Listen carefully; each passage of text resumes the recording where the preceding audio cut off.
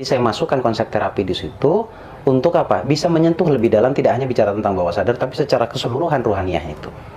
Gitu. Jadi ketika dimasukkan ke situ, ternyata mereka lebih tenang. Nah sekarang pertanyaannya, yang membuat tenang itu apa sebenarnya esensinya? Tuhan, Mbak. Gitu. Itu yang maaf ya suka hilang dari diri kita sebenarnya.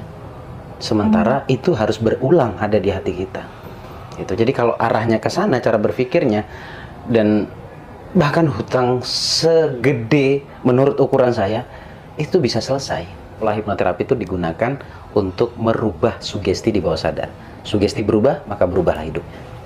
Dan pagi hari serta malam hari sebelum tidur itu adalah terbesar dong gelombang Paling alfanya bagusnya, paling bagus banget gitu loh. Bagus banget untuk apa ya? Anda mau menarik apa? Udah bahasanya kita pakai loa aja ya. Anda mau narik apa? Tariklah di dua waktu. Ya, selamat sore Gus Sore, Baraja. Mbak. Luar biasa ya, tadi saya tahu nih Gus Baraja seharian memberikan motivasi, semangat di kelasnya yang keren banget gitu ya. Dan sekarang meluangkan waktunya lu untuk berbagi bersama teman-teman ngaji Rasul. Siap, Gitu. siap. Ini udah full energinya ya, Gus? Oh, udah balik Lepas. asa. Cepet kalau ngecasnya, yang penting sholat. Wah, mantap jiwa ya.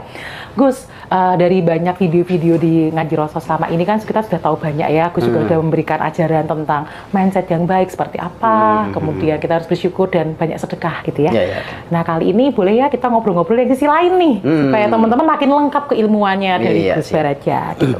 Jadi sebenarnya yang kali ini gimana sih Gus dengan spiritual law attraction tadi ya, gitu kan itu kan sebenarnya adaptasi dari hipnoterapi. Iya.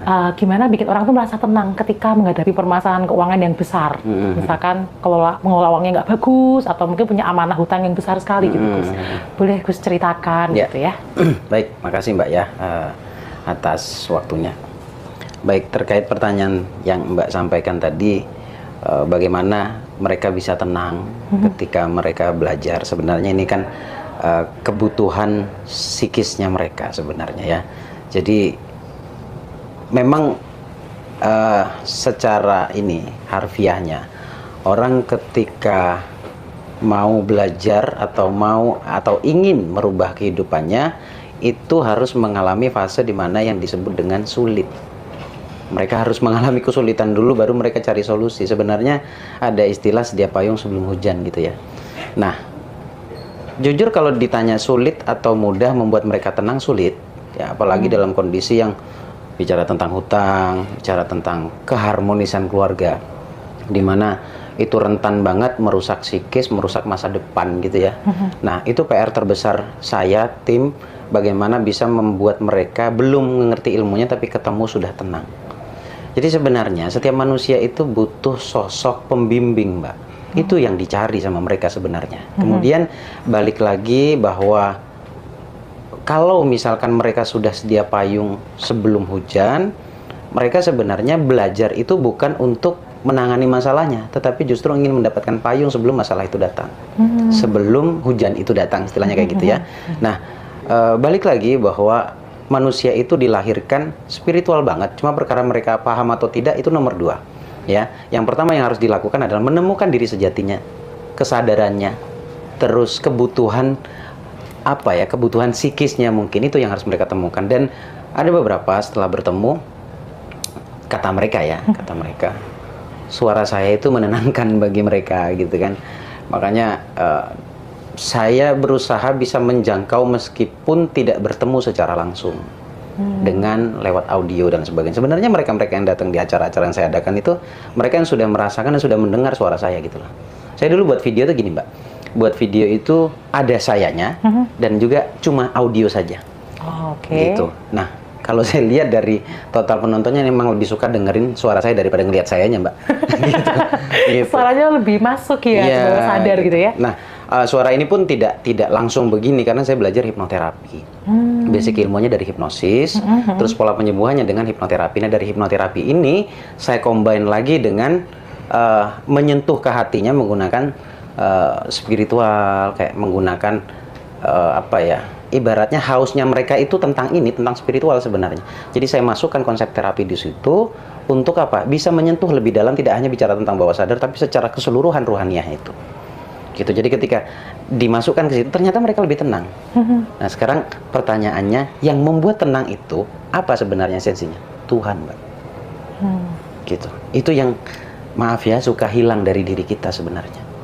Sementara itu harus berulang ada di hati kita. Itu. Jadi kalau arahnya ke sana cara berpikirnya, dan bahkan hutang segede menurut ukuran saya itu bisa selesai. Gitu. Ya sebenarnya tidak ada nggak metode di luar harus membawa nama Tuhan gitu. Ada. Tapi saya nggak tahu juga mereka melihat saya arahnya ke situ. Jadi saya menuhin hasrat mereka. Jadi kalau ditanya pernahkah saya menggunakan pola penyembuhan itu murni pure hipnoterapi, saya lebih suka ke situ sebenarnya, Mbak. Malah lebih arahnya ke situ lebih enak ke ya? situ. Tapi nyatanya tidak efektif juga gitu untuk beberapa orang yang benar-benar apalagi di dogma dari kecil itu agamanya kuat gitu. Lalu saya kasih hipnoterapi yang basic, nolak, Mbak. Nolak.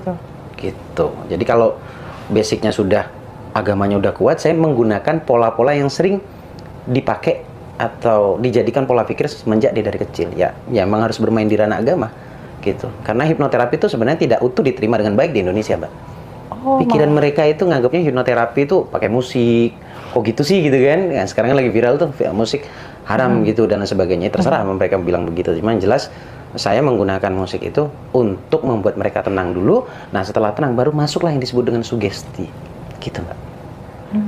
Menarik ya. Jadi Gus Baraja ini menemukan teknik tersendiri ya? Iya, ini perkara teknik saja sebenarnya. Gitu. Jadi yang jadi ciri khasnya Gus Baraja. Betul. Yang orang lain mungkin punya banyak teknik hipnoterapi tapi berbeda kan? Iya, sama-sama benar sebenarnya gitu, sama-sama benar. Oke. Nah, jadi metode khusus tadi sebenarnya Gus Baraja temukan yang dari kapan, seperti apa, dan kemudian begitu efektif ya. Tadi saya dengar beberapa testimoni juga luar biasa banget. Oke. Ini pertanyaan belum pernah ditanyakan sebelumnya, Mbak. Sekalipun itu pesertanya tidak pernah sampai ke situ. Bahkan orang yang mau belajar hipnoterapi pun tidak sampai ke situ. Pertanyaan. Jadi gini, Mbak. Dulunya saya menganggap hipnoterapi itu harus tidur. Ya kan basicnya hipnosis ya. Walaupun hipno itu bermakna tidur gitu kan. Saya udah pernah beberapa kali jelaskan. Tapi saya pernah merasakan hipnoterapi dengan tidak tidur. Kayak saya datang ke sebuah majelis pengajian, misalkan ada seorang ustadz, gus, dan sebagainya. Ternyata ketika dia mampu menggiring jamaah itu masuk ke dimensi yang tidak realita secara fisik, tapi masuk ke dimensi hatinya, sebut saja kalau bahasa hipnosisnya imajinasinya. Ketika masuk ke situ, dia lupa realitanya, Mbak. Itu itu hipnoterapi. Cuma hipnoterapi? Itu hipnoterapi. Kan makna dari hipnosis itu penembusan critical factor dan diterimanya sebuah sugesti. Nah, kenapa kok hipnoterapi? Itu terapi menggunakan pola hipnosis. Oke, sampai di situ dulu ya. Paham, ini asik ini, Mbak, kalau bicara ini, Mbak. Nah, seru banget. Setelah saya menggunakan hipnoterapi itu kan hanya tidur. Makanya ada istilah juga yang disebut sedona terapi. Ada yang menggunakan terapi dengan pendekatan spiritual agama misalkan. Ayo baca istighfar, astagfirullahaladzim, ingat dosanya. Kan akhirnya menangis. Dan itu ketika diterima oleh bawah sadarnya, itulah hipnosis atau hipnoterapi. Nah, dari situ saya belajar banyak di berbagai titik tentang pengajian. Terlepas ustadznya atau gusnya itu tahu, ini hipnoterapi loh. Nah, saya duplikat itu dengan gaya yang cukup modern. Sehingga mereka tidak alergi. Oh, ini pengajian kok? Bukan pengajian. Ini murni penyembuhan. Saya menggunakan datamu apa? Kalau datamu sangat rasional, ya saya gunakan hipnoterapi basic dengan pola tidur, relax, tenang gitu. Tapi kalau datanya adalah agama misalkan gitu, saya kan harus bisa menyentuh dia sampai ke bawah sadarnya. Saya gunakan teknik saya yang tadi saya sampaikan, menggunakan pola istighfar, sama sebenarnya. Hipnoterapi juga. Gitu. Justru malah mungkin nggak disadari keseharian kita tuh ada arah ke sana tapi nggak terarah ya. Betul. Gitu. Kayak gini. Kenapa kok harus di hipnoterapi? Kita bicara konteks keinginan dulu. Tidak ada manusia yang ingin hidupnya susah, nggak ada. Nggak ada ya. Betul. Semua ingin hidupnya sejahtera, punya banyak uang, kebahagiaan, ibadahnya bagus dan sebagainya ya. Iya, setuju banget. Tapi realitanya kenapa itu tidak terjadi dalam hidupnya? Jawaban saya sederhana. Karena permintaanmu itu baru. Data lamanya di bawah sadarnya tentang kesusahan. Sehingga PR-nya kita sebagai hipnoterapis adalah membersihkan sugesti di bawah sadar tentang kesusahan. Kita buka dulu mindsetnya. Kalau sudah kebuka mindsetnya, kebuka bawah sadarnya, baru kita masukkan sugesti-sugesti positif. Itu pun nggak bisa sekali, Mbak. Itu harus berulang. Gitu. Kayak makanya saya buat produk produk digital, audioterapi, itu tujuannya ke situ agar mereka bisa terus mengulang. Kalau ketemu saya tiap hari kan nggak mungkin, Mbak. Betul. Supaya bawah sadarnya bisa terprogram dengan sendirinya. Itu jadi pola hipnoterapi itu digunakan untuk merubah sugesti di bawah sadar. Sugesti berubah, maka berubahlah hidupnya. Kayak gitu. Sesederhana itu sebenarnya. Tapi padahal dalam keseharian kita kan sugesti itu masuk tanpa kita sadari dong, Gus. Betul. Orang-orang sekitar kita, lingkungan kita, mungkin keluarga kita juga ngasih gitu ya. Iya. Itu gimana caranya untuk bisa kita menyadari? Nah, pertama kalau bagaimana bisa menyadari itu, berarti kan harus tahu ilmunya dulu nih. Makanya dibuka banyak pembelajaran, nggak harus ke saya, ke siapapun, yang mengajarkan tentang membuka kesadaran lewat pola bawah sadar. Data itu masuk ke dalam bawah sadar kita atau hati kita itu lewat apa yang kita lihat, kita dengar, kita rasa. Nah, kalau nggak bijaksana terhadap 3 hal ini bisa acak adut di bawah sadar kita. Ya. Gitu. Makanya coba perhatikan, orang-orang sukses itu paling anti mengeluh. Kalau dia nggak kuat, ada orang mengeluh, dia minggir tuh. Bentar ya, gue mau kesini nih. Itu sebenarnya karena memang orang-orang begitu nggak mau dengar begituan. Nah, makanya sekarang bagaimana bisa menyadari itu? Setelah saya sampaikan begini, sekarang silakan ambil keputusan. Apakah Anda masih akan terus terlena pada sugesti-sugesti negatif, kumpul dengan orang maaf yang vibrasinya negatif, melihat pertengkaran medsos yang liar begitu zaman sekarang ya, terus kemudian bijaksananya Anda dalam mendengarkan sesuatu dan merasakan sesuatu, itu akan berpengaruh ke dalam hatimu. Jadi kalau tanya kesadaran, tenang, itu dimulai dari apa yang dilihat, didengar, dirasa. Gitu. Sesederhana itu sebenarnya, tapi ya nggak sesederhana itu juga kali gitu kan. Makanya ada orang belajar sampai 10 kali, 20 kali, tapi belum dapat kesadarannya. Kayak gitu. Karena ada pengulangan-pengulangan yang harus dilakukan terus-menerus ya, Gus? Betul. Ada kalanya di awal pengulangan dia ngerasa asik, enjoy. Tapi di pertengahan biasanya jenuh. Gitu. Kenapa kok jenuh? Ini mental blocknya bicara. Oh gitu, jadi? Iya, mental blocknya sudah mulai ikut, mau mengambil alih itu, balik lagi ke masa. Tapi sebenarnya kalau itu terus ditabrak, akhirnya ketemu yang terakhir, nyaman. Kalau udah nyaman, berarti sugestinya udah aman tuh di bawah sadar. Makanya ada waktu, Mbak. Dengerin audioterapi saya itu tidak lebih dari 40 hari untuk penyembuhan ya. Oh, ada waktu tertentu? Ada waktu 40 hari, coba dengerin. Nah, selama 40 hari, dari hari pertama sampai ke hari 40, itu ada nggak perubahan perasaanmu? Kalau ada, oke, sekarang baru saya tanya. Biasanya saya sampai buat video di YouTube gitu ya. Gimana setelah kalian mendengarkan 40 hari? Better, Gus? Lebih baik, Gus? Nah, setelah 40 hari, kalau memang better, lebih baik, waktunya diprogram. Kalau yang tadi, penyembuhan. Oke. Menetralisir, lebih tepatnya. Menetralisir sugesti-sugesti yang selama ini kita timbun puluhan tahun, bisa nggak dengan 40 hari? Bisa sebenarnya selama belief, percaya, dan manut saja, ikuti saja audinya kayak gitu. Nah, habis itu baru diprogram. Masuklah ke magnet cinta, magnet kekayaan, magnet uang. Itu di akhir nanti itu. Gitu. Seperti itu. Jadi baru bisa diprogram ketika kita sudah netral ya, ke titik nol ya. Kalau misal masih negatif susah banget dong nanti. Saya jujur kalau ditanya, bukan cuma susah, nggak bisa, Mbak. Nggak bisa. Mental gitu ya. Apaan sih kok saya magnet uang, di mana saya miskin begini. Itu ada bantahan sendiri di pikiran. Gitu. Egonya yang berbicara. Keakuannya, realitanya yang bicara. Padahal kalau ngerti, ya namanya program itu kan memang sesuatu yang belum terjadi agar nantinya terjadi. Berarti kan harus menyadari bahwa ya itu bukan untukmu sekarang, tapi itu manifestasi. Tabungan kata yang positif di bawah sadar, suatu saat dia akan membuat kita benar-benar terjadi gitu. Menarik nih, Gus. Tadi kan Gus juga mengatakan manifestasi. Kita semua tahu ya di media sosial, Instagram, TikTok itu kan berseliweran video-video yang manifestasi. Pendapat Gus sendiri tuh gimana soal video-video manifestasi itu? Saya itu sudah di level di mana tidak ada orang salah, Mbak. Semuanya benar gitu kan. Benar menurut mereka masing-masing.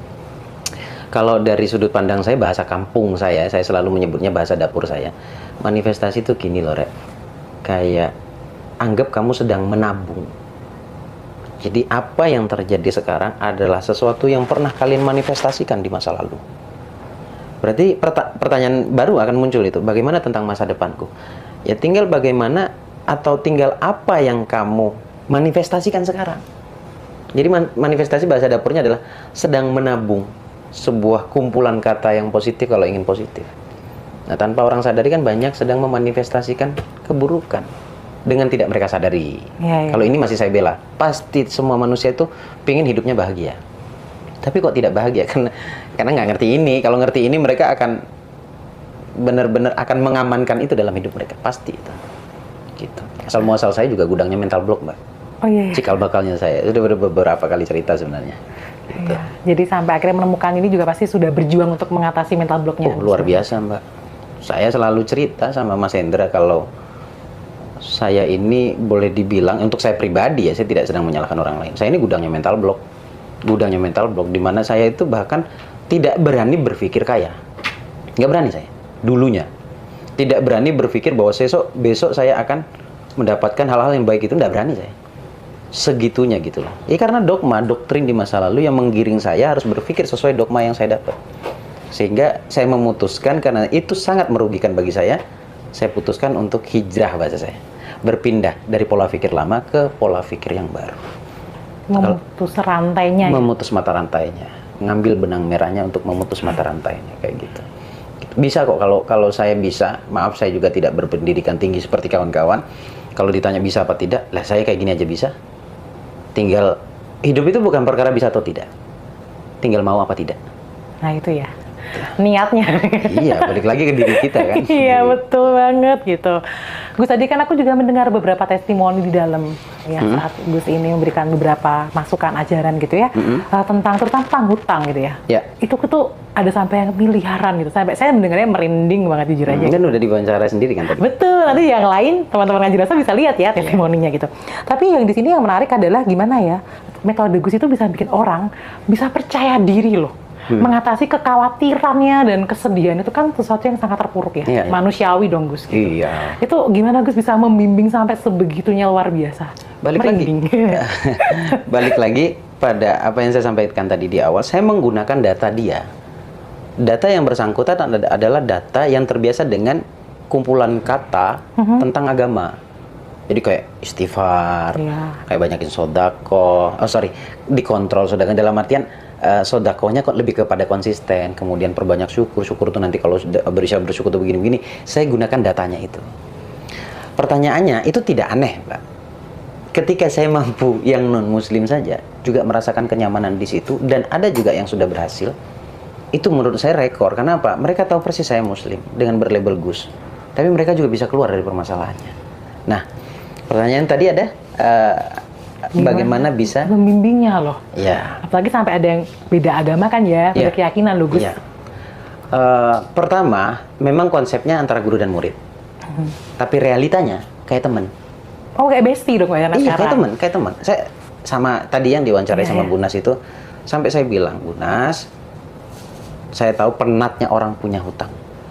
Apalagi kalau udah didorong oleh keadaan yang tidak mengenakan di luar hutang, bahkan itu menjadi pemicu kayak kepala mau meledak aja rasanya gitu. Telepon saya ya, intinya gimana caranya kamu bisa tenang. Telepon saya, tidak apa-apa. Waktu itu saya memang punya banyak waktu karena itu eksperimen saya sebenarnya. Itu kalau sekarang memang sangat-sangat padat gitu ya. Pingin banget saya kembali ke masa dimana saya bisa banget nemenin mereka gitu. Pengen banget, Mbak, karena saya tahu bingungnya mereka ketika dalam kondisi kayak gitu. Gitu. Nah, jadi gini, jangan berdoa ketika Anda sedang panik. Oh, nggak boleh? Sedang takut. Kebayang nggak, orang panik tuh energinya apa? Negatif dong. Orang takut tuh energinya apa? Negatif juga. Udah pasti doanya nggak nyambung dengan apa yang sebenarnya diinginkan, karena berangkat dari energi.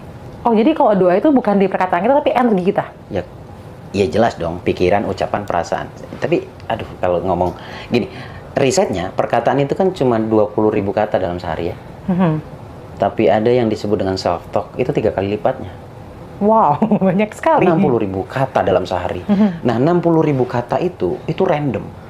Orang kalau lagi panik, nggak mungkin juga dia bisa mikir baik, mengatakan baik dalam diri.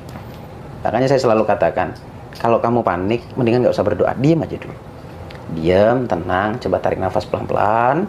Nanti kalau sudah kontrol nafasnya, di situ tuh akan muncul ide Anda akan di mana. Karena tadi tuh nge-push lewat kepanikannya, yang muncul bukan ide, tapi prasangka-prasangka yang negatif. Gitu. Tapi kalau nafasnya dikendalikan pelan-pelan ya. Ini hipnoterapi banget kali ini. Jadi kalau Anda punya masalah, duduk, diem, tarik nafas dalam, tutup mata, buang nafas. Astagfirullahaladzim. Saya pakai pola begitu ya, atau tarik nafas, buang nafas. Ajarkan saya untuk menerima ini semuanya. Ketika sudah menerima, barulah di situ akan muncul ide yang lebih baik. Jangankan berdoa, Mbak. Saya selalu katakan, ketika dalam kondisi panik tidak usah memutuskan apapun, bahaya itu. Bumerang itu nanti. Baliknya ke kita malah lebih buruk gitu. Jadi jangan berdoa saat panik, jangan berdoa di saat pikiranmu sedang tegang. Gitu. Yang dikontrol hati. Karena doa itu bukan mulut saja, tapi tentang hati kita. hati, rasa. Ini dalam banget loh, yang mungkin iya. orang-orang sekarang juga kurang memahami itu ya. Kan taunya kita ngomong aja deh sama Tuhan gitu misalkan ya. Ada istilah, kita baca doa apa berdoa sih? Berdoa. Kebanyakan baca doa. Oh iya sih, bener ya. Kalau rasa berdoa. Ah, Gitu. Makanya banyak yang nyalain, saya udah sholat, udah berdoa, udah tahajud, udah sodako. Lah, kalau sholatmu hanya sekedar ngebaca doang, jangan salahkan doamu. Tapi bagaimana kamu berdoa, ibadahnya itu tembus ke dalam apa enggak gitu. Kerasa apa enggak? Kalau nggak tembus ke dalam ya nggak usah salahin sholatnya, nggak usah salahin ibadahnya gitu. Gitu. Banyak yang kecewa sebenarnya. Ini tadi juga, saya sudah sholat, saya diam. Tuh kan, endingnya kalian nyalahin Tuhan kan. Karena apa? Karena hatinya belum memadai. Ini ngucap yang baik-baik begini terus, tapi hatinya nggak mencerminkan apa yang diucapkan. Malah bertolak belakang. Gimana coba? dan justru hati kita itu yang lebih diterima dong ya, daripada omongan kita. Iya, kalau yang doa. kental atau kuat terhubung ke semesta bahasanya ya. Ke semesta itu perasaan kita. Jadi kalau hanya mengandalkan kata-kata, ya jangan salahkan semesta, ngasihnya sesuai yang dirasakan. Hampir tidak diabaikan kata-kata kita gitu. Jadi kita kayak harus ngeliat lagi ya pengalaman kita, jangan-jangan kehidupan kita tuh bagian dari perasaan kita yang terpantulkan ke semesta dong, Gus. Itu dia. Itu keren tuh barusan tuh. Iya nggak sih? Bagus iya. Tadi bener. aku ngomong gini karena, wih gila nih Gus, keren banget loh. Sampai aku bisa ngomong kayak gini tuh karena itu bukan sesuatu yang mudah dipahami nggak sih sama kita yang kesehariannya mungkin sibuk banget nggak sih Gus? Iya sih, karena apa ya? Ya, gini.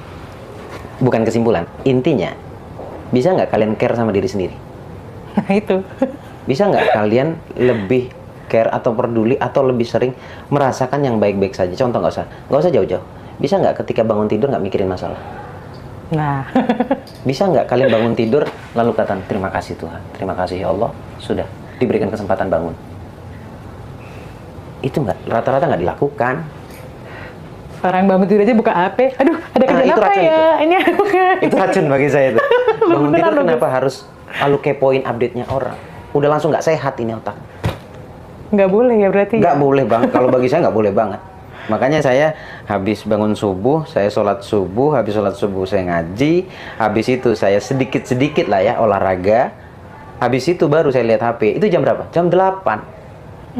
Makanya tim saya, Gus, jam sekian ada yang mau ini? Enggak. Jangan rusak pikiran saya hanya karena saya harus memikirkan masalah-masalah itu. Wih, Menjelang tidur saya selalu puasa. Puasa itu maksudnya Enggak, bukan. setengah jam, 1 jam sebelumnya saya tidak pegang yang namanya handphone. 1 jam atau setengah jam sebelum saya tidur. Saya tidak pegang handphone. Dan ketika bangun tidur, 1-2 jam setelahnya saya nggak pegang handphone. Bahaya itu. jadi ini racun ya malahan ya? Bagi saya racun kalau di jam-jam yang sebenarnya gelombang otaknya ada di alfa. Wah ini bagus banget ini. Ini Bagus pertanyaan banget, Gus. sederhana, sangat logika. Saya tanya, buka handphone, buka medsos kan? Iya. Hampir semuanya begitu kan? Iya. Dan medsos, apa yang bisa kita kendalikan? Nggak bisa. Teman kita, random itu, datang dengan updatean status, yang satu sok bijak, yang satu kayaknya di situ Tuhan tuh, curhat apa segala macem. Ya kan? Iya benar. Terus kita ngebaca, hati-hati lo ke-trigger. Gitu. Gelombang otak alfa bahaya. Dan pagi hari serta malam hari sebelum tidur itu adalah terbesar dong gelombang Paling alfanya aktif. bagusnya, paling bagus banget gitu loh. Bagus banget untuk apa ya? Anda mau menarik apa? Udah bahasanya kita pakai loa aja ya. Anda mau narik apa? Tariklah di 2 waktu itu. Sebenarnya poinnya adalah gelombang otak alfa yang kita udah ngantuk banget. Saya pernah bilang, orang akan tidur itu dari alfa ke theta. Oke. Orang bangun tidur dari theta ke alfa. Oh jadi kalau mau tidur itu dari sekarang kesadarnya banget sampai emang ke bawah sadarnya. Betul. Ya kan kalau bangun tidur bawah sadar masuk ke sadar. Sadar. Tapi itu berbahaya itu kalau sembarangan gitu kan. Wah ini kayaknya abis ini aku mau puasa juga deh. Makasih loh Gus. Puasa medsos. Puasa medsos. Ini tentang mengaji Rasul bisa praktekin banget loh ini. Jangan selama ini yang dibuka mungkin kondisi berita-berita yang ngeri. Kan banyak banget ya medsos nggak terkendali dong.